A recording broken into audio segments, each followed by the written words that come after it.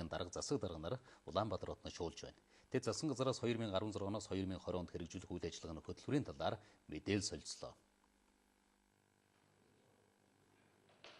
Аймаг нийслэлийн иргэдийн төлөөлчдийн хурлын дарга болон засаг дарга нарын уулзалтын үеэр улсын хурлын дарга энэ 7 хоногийн сүүлээр ээлжид ус чуулган зарлан хуралдуулж төсөв санхүүтэй холбоотой тодорхой асуудлуудыг шийдвэрлэх гэж байгааг онцоллоо. Би энэ эдийн засгийн хүндрэлийг зөвхөн улсын хурлын засгийн газрын Монгол банкны хүндрэл гэж ойлгохгүй байгаа. Энэ бол улс орны хэмжээнд бий болсон ийм хүндрэл бэрхшээлтэй нөхцөл болсон. Энэ бол орон нутагт бас яг энэ хүндрэл бэрхшээл бол адилхан тусаж очиж байгаа.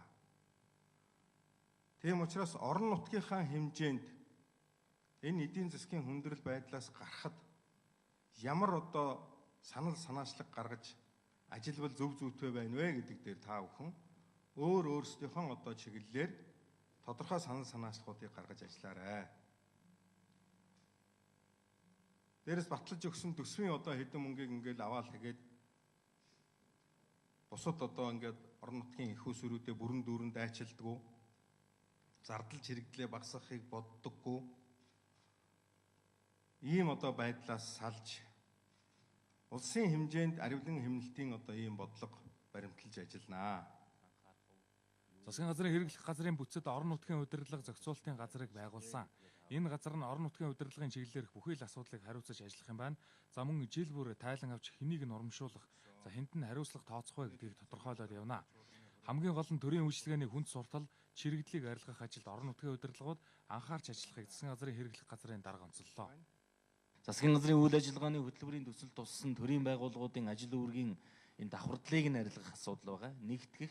За асуудлаар ялангуяа орон нутгийн түвшин засаг даргын дэргэдэх энэ агентлагуудын бүтэц зохион байгуулалтын талаар тодорхой санал байвал та бүхэн бас хэлээрэй.